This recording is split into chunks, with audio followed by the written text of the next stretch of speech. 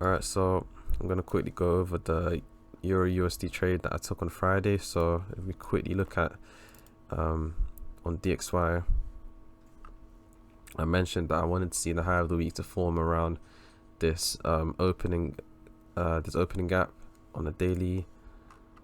You can see it here. I wanted to see the high of the week form after we take out the Monday highs and then sell off, and then we got that FOMC, and then on Thursday we got a continuation, and then Friday I was because we had large expansion on Wednesday and Thursday. Friday I was expecting to be a consolidation, but the thing is you can still look for scalp plays inside of the range, which is what I was trying to do, but unfortunately I managed to get a partial loss by doing that. So maybe in hindsight that wasn't the smartest play, but I'll go over the logic behind the trade anyway. So we had this 4-hour fair value gap, and we had the previous day low here, and I wasn't actually too sure if we would go for the previous day low, but I was expecting at least price would go for the previous session lows, which was the idea behind the scalp play. So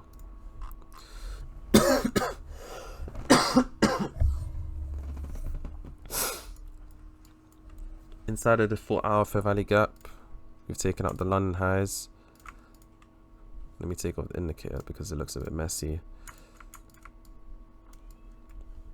It probably looks better if I do it on Euro, but I'm gonna quickly go over DXY anyway. So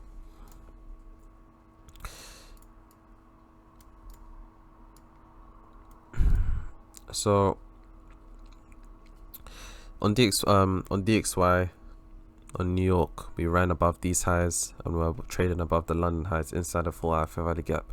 Then we've had this displacement candle, and we formed this order block, and we have this breaker here, these two down close candles.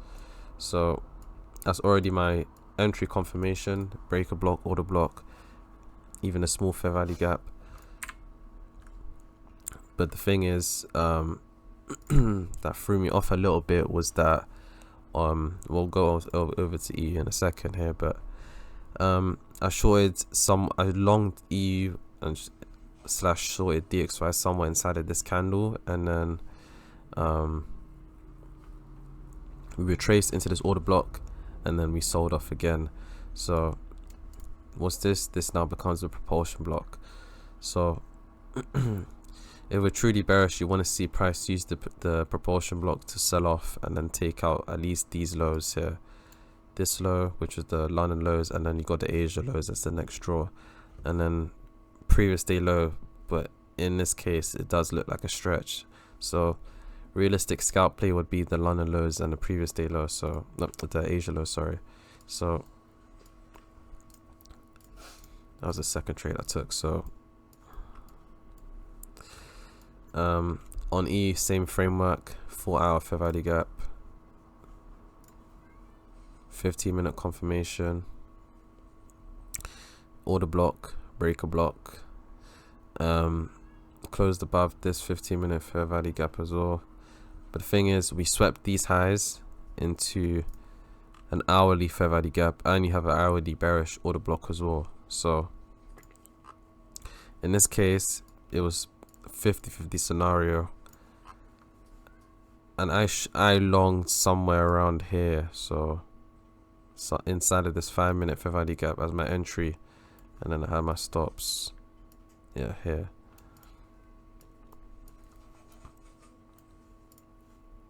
So that was my trade, and once I seen the way price reacted to this high, immediately dropped lower.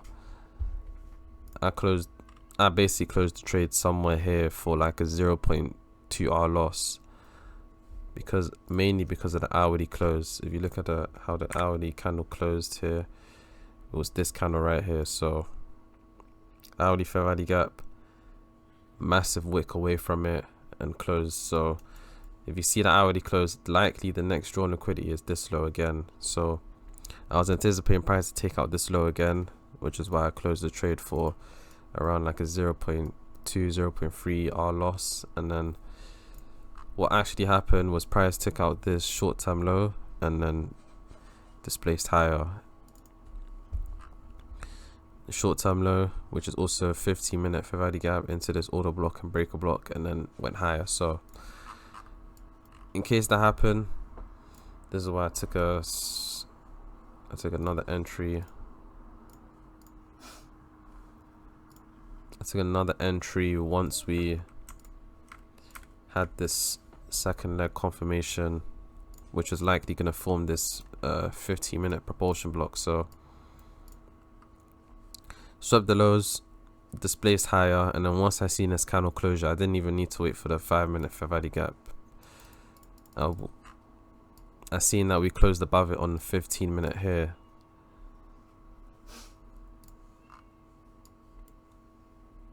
So next 15-minute open high low close along this candle stops at these lows here, and then I was targeting the previous day high here, and then what happens here, we break above these highs. We had a good hourly closure, which is at this candle, and then what do? We sweep the London highs now. So the London highs, immediately had a poor reaction to it. Initially, same thing, either this could be reversal here, or it could just be retracing into this order block and fair value gap. So I didn't manage my trade here because I already mismanaged it here and price went higher, which I'm not saying is a bad decision now.